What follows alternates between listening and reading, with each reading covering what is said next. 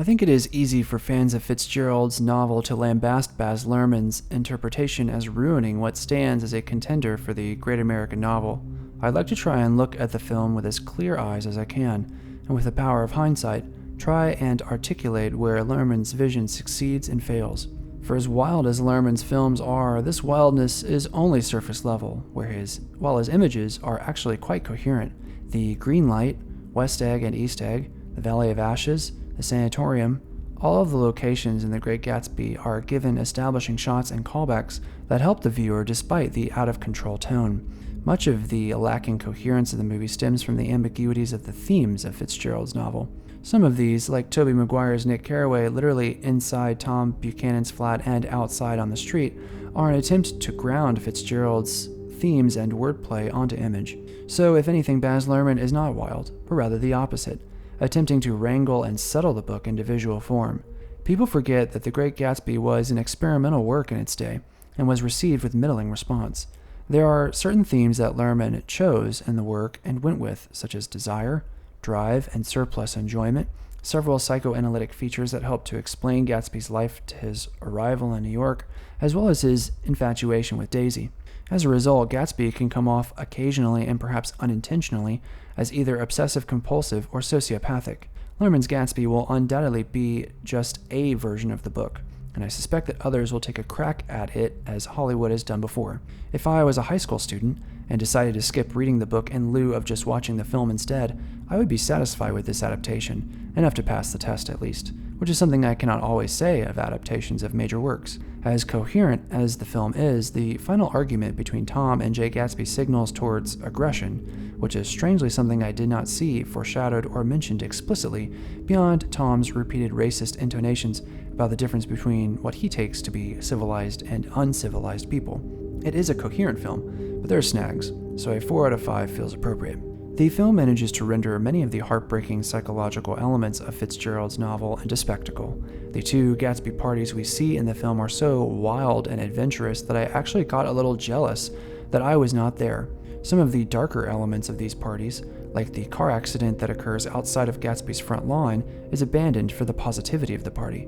Much of the drinking that Nick laments of that era is done so wantonly, and the camera is not interested in recording or transmitting the hangover. As much as I love these actors for their long-standing careers, I think Tobey Maguire, Leonardo DiCaprio, and Carey Mulligan all bring roles that feel more actor than character. I was much more enthusiastic towards Joel Edgerton as Tom Buchanan, who carries so much of the misplaced confidence of the rich, as well as the brash and overly masculine charisma that a cheap girl might go for. Then in my opinion, he is the standout role. Isla Fisher and Elizabeth Debicki also managed to embed themselves into the 1920s in a way that the rest of the main cast do not.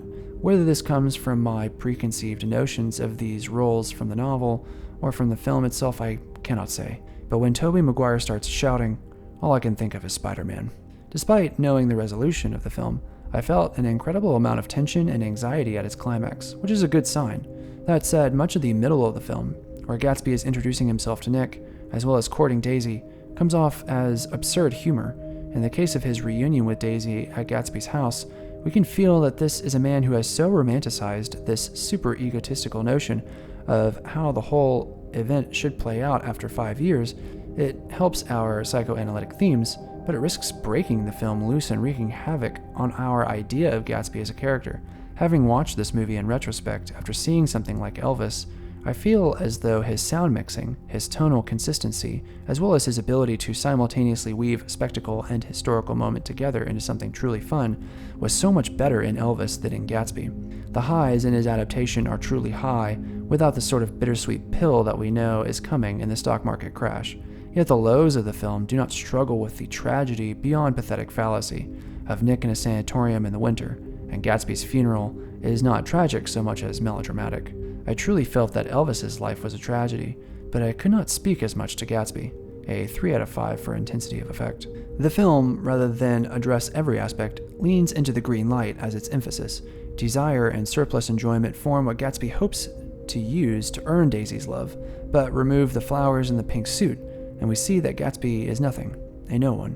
It is a quintessential American idea, that our personas exist side by side with us in such an alienating way.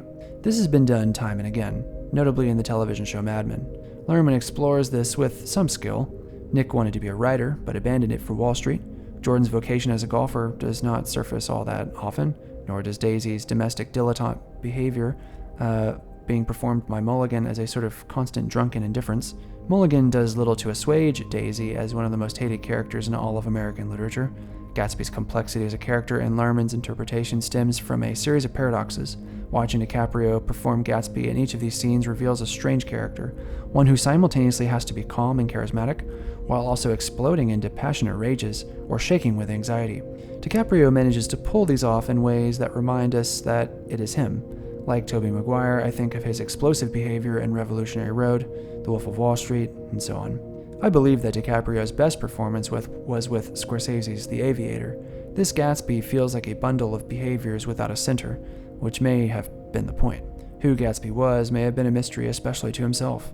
This is Gatsby as the hysteric, where the answer of what the world wants from him as being so unclear because what he has lies in a void, a nothingness. These are aspects of the film I have interpreted for myself, but I do not think the film manages to explore this thoroughly enough. Instead, these behaviors are conceits to progress the film.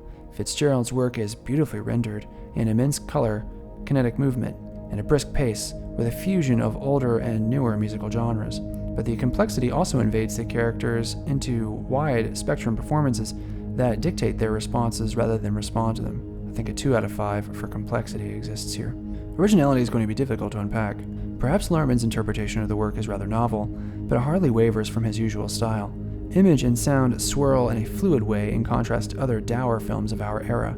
Adapting Gatsby is wholly unoriginal as well, considering that most every American high school ends up reading it as part of their American literature curriculum for 11th grade.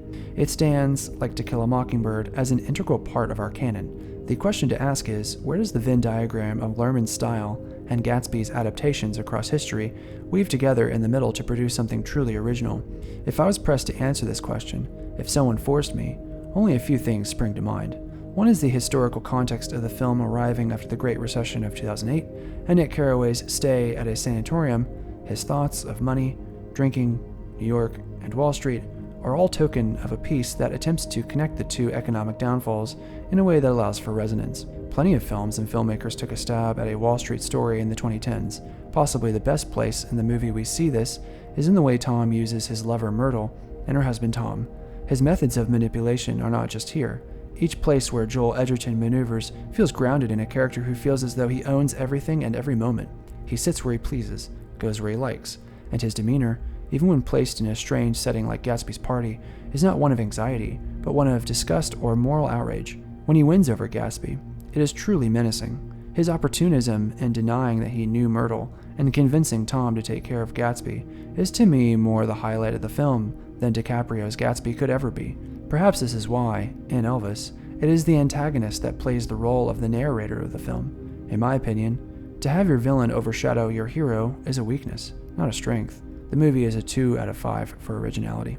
A 2.75 out of 5 as a total score helps to unpack, I hope, the frayed opinions people had about Baz Luhrmann's The Great Gatsby. It uses the historical context to a glittering effect, without the sort of weighted tragedy that we hope would dig deeper than simply melodrama. It's a great time, one soaking in alcohol and with quite an amazing soundtrack, but while it seems to have a passionate look at the source material, its landing feels off, as it tries to settle all the strangeness of the book's complex characters into adaptation. Seeing the latest adaptation of any complex literary work may cause the viewer to throw one's hands in the air. Is it even possible? Can it be done? In my opinion, such a widespread prior knowledge of Gatsby may have gotten backs into theater seats, but it left them disconcerted. I do like the film, for better and for worse. This is my generation's Gatsby, a millennial Gatsby who is anxious over lacking the control to fix his life over the course of rowdy economic upheaval.